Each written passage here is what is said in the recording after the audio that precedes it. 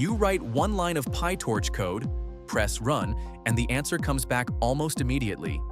Your GPU may have just performed millions of calculations, and yet the program controlling it was written in Python, a language famous for being slow.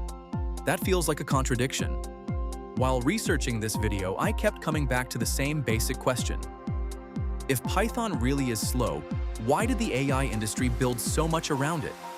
Why do researchers train enormous models with Python? Why do developers use it to control some of the fastest computers ever built? And why can one simple-looking line return a result so quickly? The answer is not that Python's reputation is completely wrong. Python really can be slow. The answer is that the line of Python we see is only the top layer of a much larger machine. So let us take one line of PyTorch code, follow where its work actually goes, and find out what is really running our AI. Here is the operation we are going to follow. It takes an input, combines it with learned weights, adds a bias, and then applies a function called relu. At first glance, it does not look particularly dramatic. It is short enough to fit on one line. But underneath that line is the kind of calculation that appears inside neural networks. We do not need a full lesson on model architecture to understand it. In plain English, the operation does three things. It combines a large collection of numbers, it adjusts the result, then it keeps the useful positive values. In essence, it is simple to describe, but potentially enormous to calculate. Depending on the size of the data, that one line could represent millions or even billions of individual mathematical operations. And this is where the mystery becomes more interesting. Python is clearly involved. We wrote the instruction in Python. But is Python personally performing every multiplication and addition? To answer that, it helps to imagine what would happen if it did. Imagine asking Python to process a huge list of numbers one by one. It takes the first number, multiplies it, and stores the answer. Then it moves to the next number, and this keeps repeating, again and again. Python has to manage every little step. Each individual action may be simple, but organizing millions of small actions creates overhead. That is the kind of situation people are talking about when they say Python is slow. But our little PyTorch line is not asking ordinary Python to carry out every tiny calculation itself. It is doing something more useful. It is describing a larger task. Think of it like moving 10,000 boxes. One approach is to carry every box yourself. The other is to send one clear work order to a warehouse designed to move thousands of boxes efficiently. You are still in control. You decide what needs to move and where it should go. But you are no longer doing all the physical work yourself. That is closer to Python's role in modern AI. Python organizes the process. It connects the pieces. It tells the system what should happen next. It acts as the control layer. That explains why Python is not manually performing every calculation. But it creates another question. Once Python gives the order, who receives it? This is where PyTorch enters the story. PyTorch gives us a convenient way to describe AI calculations using readable Python code. When PyTorch sees our line, it recognizes the operation we are requesting. It checks where the data is located. It prepares the work, then it routes that work towards software designed to perform it efficiently. You can picture PyTorch as a bridge between two different worlds. On one side is the world we interact with. Readable code, experiments, models, and data. Ideas we can change quickly. On the other side is a world built for speed. Compiled software, specialized mathematical operations, and hardware designed to perform huge amounts of calculation. PyTorch connects those worlds. Its job, in simple terms, is to recognize, prepare, and route.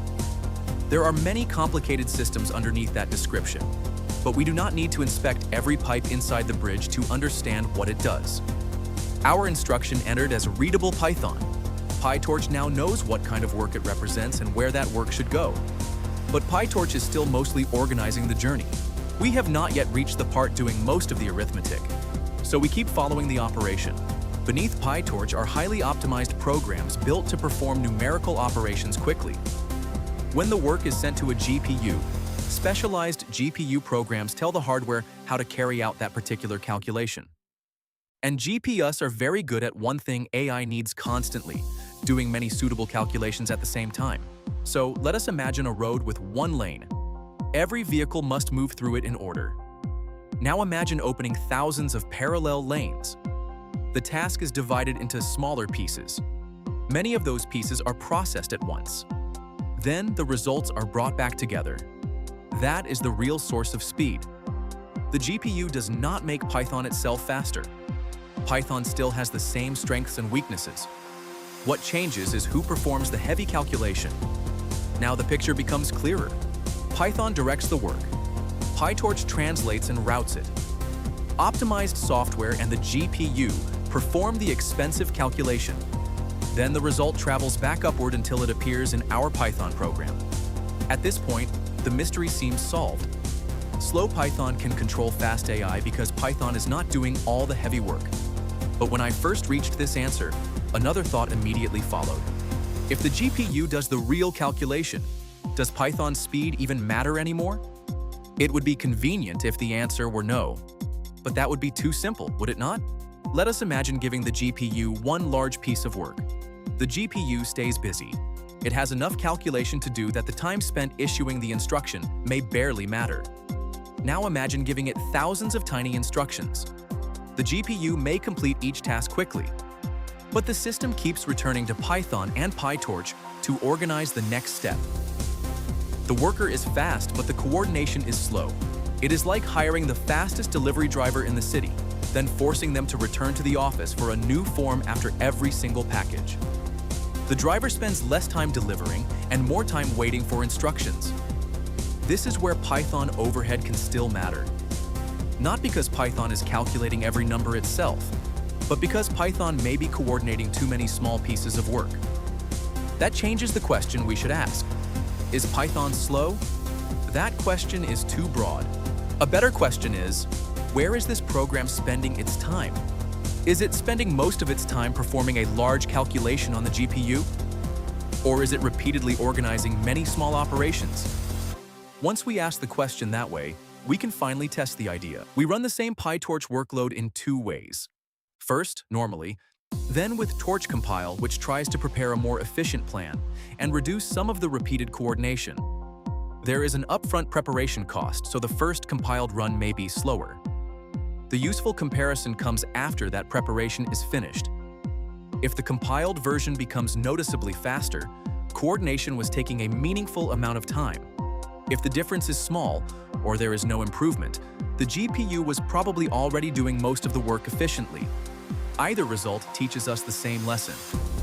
Python overhead is real, but how much it matters depends on the workload. Sometimes Python is part of the delay. Other times it simply gives the order and lets faster systems take over. Now let us return to that original PyTorch operation. The line has not changed, but our understanding of it has. Python directs the work. PyTorch connects the instruction to faster systems. Optimized software and the GPU perform the heavy calculation. So why does AI still use Python? Because Python is readable, flexible, and easy to experiment with. It allows people to build and change ideas quickly, while specialized systems handle the expensive work underneath. Python did not become the language of AI because it is the fastest at every calculation. It became the language of AI because it helps humans control systems that are fast. So the next time someone says, Python is slow, the better question is, slow at doing what? Python gives the instructions. The machinery underneath provides the speed, and that is how slow Python still runs fast AI. Thank you for watching. If you found this video helpful, consider liking the video and subscribing to Future Skills Explained.